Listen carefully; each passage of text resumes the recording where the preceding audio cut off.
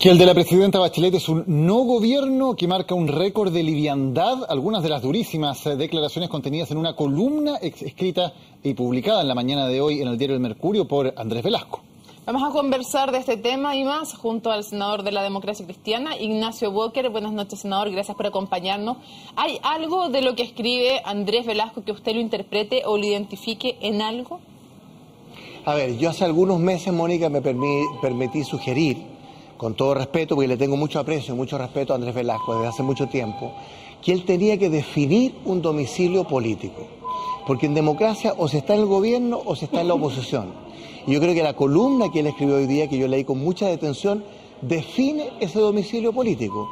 Andrés Velasco ha notificado, ¿no es cierto?, al país que es una persona de oposición.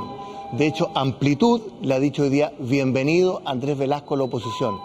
Y yo creo que eso es clarificador, así que ni siquiera lo digo con un afán crítico. Yo creo que es bueno que se sepa quiénes estamos en el gobierno, y la Democracia Cristiana somos parte del gobierno y la nueva mayoría, y quiénes están en la oposición, y hoy día Andrés Velasco ha notificado que es parte de la oposición, lo que es legítimo, insisto, pero es clarificador.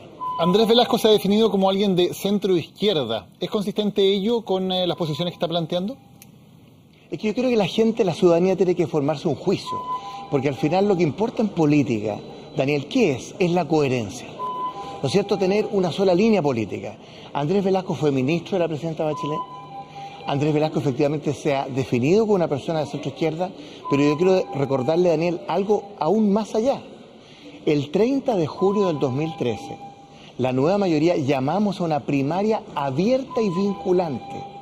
Y Andrés Velasco concurrió a esta primaria como precandidato presidencial, lo que creo que fue muy positivo, pero tal vez se olvidó que esto era vinculante. Es decir, vinculante significa que el que gana, gana. Michelle Bachelet ganó el 30 de junio, y el que pierde apoya, ¿no es cierto?, a la persona que gana, no solo votando por ella, en este caso en diciembre, ¿no es cierto?, del 2014, sino que sumándose a este esfuerzo, una primaria abierta y vinculante. Nosotros como Democracia Cristiana perdimos en esa primaria, ¿no es cierto?, con Claudio Rego, que era nuestro candidato, pero nos sumamos al gobierno de la presidenta Bachelet y al gobierno de la nueva mayoría. Entonces, cuando yo hablo de coherencia, ¿no?, yo digo, si él toma la decisión, libre y voluntariamente, de ingresar a una primaria de la nueva mayoría para elegir un candidato presidencial, lo lógico, lo consistente, ¿no es cierto?, es formar parte de ese gobierno, lo que no significa que uno tiene que ser obsecuente, incondicional. Nosotros como Democracia Cristiana este año, yo fui presidente del partido hasta hace 2 semanas, tuvimos puntos de vista incluso críticos, pero siempre desde adentro, desde el gobierno, no desde la vereda del frente. Entonces, yo creo que aquí hay una necesidad que exige la ciudadanía de coherencia. Y lo que yo veo en este sentido que mencionaba Mónica es una actitud bastante incoherente de parte de Andrés Velasco, y lo digo con mucho respeto. Entonces, ¿es totalmente descartable ver a Andrés Velasco aceptado por la nueva mayoría en una primaria? ¿Eso ya no es una posibilidad? ¿Usted cree que va a ser candidato en la vereda del frente, con la alianza? Pero si no, nosotros, Mónica, le abrimos los brazos a Andrés Velasco. No, pero ahora, para una nueva. Bueno, es que ahora esa decisión la tiene que tomar él. Yo creo que desde hace varios meses, en el último año, él ha tomado un distanciamiento crítico del gobierno, de la nueva mayoría, y creo que es legítimo que exponga sus puntos de vista críticos, y evidentemente pasó a la vereda del frente, ¿no?, y actúa como un vocero de la oposición. De hecho, si uno mira esta columna, yo la tengo bien subrayada, los argumentos no solo son de oposición, son los argumentos de la derecha, en el tema educacional, en el tema laboral, en el tema tributario. Por lo tanto, el sello de Andrés Velasco, que de alguna manera estaba presente y que era interesante, yo creo que hay mucha gente que se ha sentido identificada con Andrés Velasco, ¿eh? Y en esa primaria tuvo una buena votación, está en las encuestas de opinión pública. Entonces, pero cuando asume una postura de oposición, llamándose de centro izquierda, cuando asume las banderas y los argumentos de la derecha, entonces eso produce una cierta incoherencia. Y yo creo que la ciudadanía finalmente es lo que va a juzgar. Pero es difícil cuando uno ha cruzado la vereda del frente, ¿no es cierto?, y siendo nosotros una fuerza de gobierno, la nueva mayoría, bueno, participar en un año y medio más en una misma primaria. Y yo encuentro que el propio Andrés Velasco se sentiría incómodo, aunque la decisión es de él, pero desde nuestro punto de vista, él cruzó el Rubicón, ¿no es cierto? Cruzó a la vereda del frente. Senador, en esa primaria que usted recordaba, Andrés Velasco de hecho le ganó al candidato de la democracia cristiana, Claudio Orrego, sacó más votos y le sacó muchos votos de electorado de C. ¿No teme que Andrés Velasco siga llevándose votos de electorado de C, considerando que él puede hablar con completa libertad de sus críticas a lo que está haciendo el gobierno, mientras que la de C tiene que mantener una postura más moderada, más conciliadora? Todo lo contrario, Daniel, todo lo contrario. O sea, en la medida en que Andrés Velasco va reconociendo un domicilio político en la oposición, va asumiendo las banderas de la derecha, ha cruzado la vereda del frente, esa parte del electorado demócrata cristiano que efectivamente puede haber sentido identificado con algunos o con muchos de sus planteamientos, yo creo que de hecho fue así, hablo del electorado más que de los militantes, obviamente que hoy día va a decir, mire, esto no estaba en los términos de referencia, por así decirlo, este no es el Andrés Velasco que yo conocí. Yo conozco a mis camaradas, al electorado demócrata cristiano, 920.000 personas votaron por la democracia cristiana hace 2 años, ¿no? Entonces, es cierto, hay un mundo, un electorado demócrata cristiano, una parte de ese electorado que puede haberse sentido atraído por Andrés Velasco, pero en la medida en que ve que él reconoce este domicilio político, yo creo que vamos a ir recuperando ese electorado por una democracia cristiana, y creo haber dado fe de ello durante 1 año como presidente del partido, que nunca ha sido obsecuente, ¿no? Que nunca ha sido incondicional, que nunca hemos entendido la lealtad como incondicionalidad o como obsecuencia, y que hemos marcado puntos de vista y los seguiremos marcando, pero desde la misma vereda, con lealtad desde el gobierno, desde la nueva mayoría, y haciendo ver los puntos de vista críticos que tengamos que hacer desde nuestra propia identidad, porque eso es irrenunciable.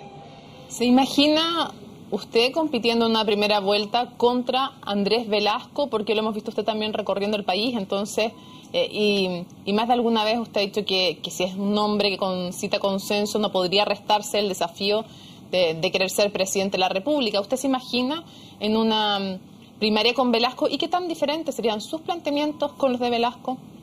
Bueno, uno puede imaginar, obviamente, muchos escenarios, uno no puede descartar en política ningún escenario, pero yo lo que estoy viendo es que aquí hay una especie de abismo que nos empieza a separar políticamente. Le insisto con todo el respeto que él me merece. Ahora, yo quiero decirle, Mónica, francamente, este no es momento de candidaturas presidenciales.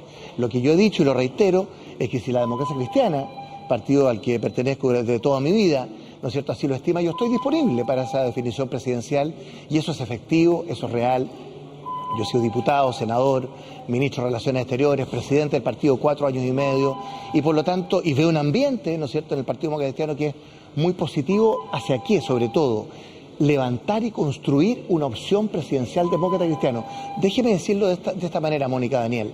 Yo siento que la lectura de la semana pasada ha sido un poquito equívoca, en el sentido que tiendo a pensar que este giro al centro, que es efectivo, a la centroizquierda, al voto independiente, ¿no es cierto?, de clase media, no es solo por una coyuntura reciente del tema del dinero y la política, el distanciamiento de la gente respecto a las reformas, sino que de alguna manera anticipa un giro al centro, un giro a la moderación que debiera reflejarse en un próximo gobierno. Y yo tiendo a pensar que así como Chile giró a la derecha con Sebastián Piñera, lo que terminó en un fracaso político electoral. Evelyn Matei sacó un 37% de los votos.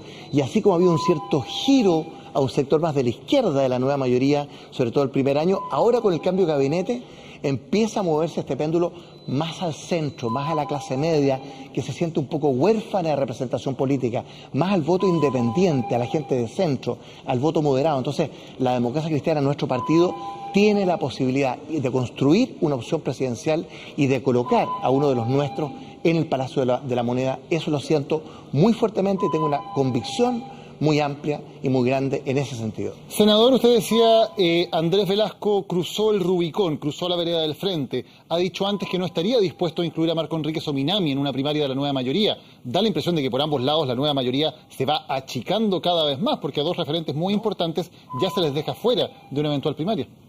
Déjeme ir a Marco Enrique Sominami. El punto es el siguiente, Daniel. La nueva mayoría, perdón, la nueva mayoría es incompatible con el populismo. Es incompatible con el populismo. Y déjeme decirle algo más. Fue Marco Enrique Sominami el que se autoexcluyó de toda esta trayectoria. Renunció al Partido Socialista, que lo había elegido diputado, no solo renunció a la concertación, nos trató pésimo durante varios años, ¿no es cierto? Se restó, se autoexcluyó de la primaria del 30 de julio del 2013 porque todos estaban invitados. Y además, el broche de oro fue funcional a elegir un gobierno de derecha el 2009. Entonces, es Marco Enrique Ominami el que se autoexcluyó de lo que era la concertación y lo que es la nueva mayoría. ¿Es populista entonces, para cerrar, usted está diciendo, porque comenzó diciendo Chile no está para populismos, ¿es populista Marco Enríquez Ominami a su juicio? Marco Enríquez Ominami refleja un populismo de izquierda, claramente, ¿no? Y por lo menos yo creo que nuestro adversario político, de quien hemos transitado este camino de la centroizquierda, de la concertación, de la nueva mayoría, es el populismo y la demagogia. Así que sí, derechamente, Marco Enrique Ominami refleja y representa un populismo de izquierda que es incompatible, a mi juicio, con lo que es la nueva mayoría y con lo que fue la concertación. Ignacio Walker, muchísimas gracias por habernos acompañado en CNN Prime. Muchas gracias a ustedes. Mónica, Daniel, estamos a punto de despachar aquí la ley Ricardo Soto. La campanita, sí, el timbre. Sí, a punto de despacharla. Ok, muchas gracias. Buenas noches. Gracias a ustedes.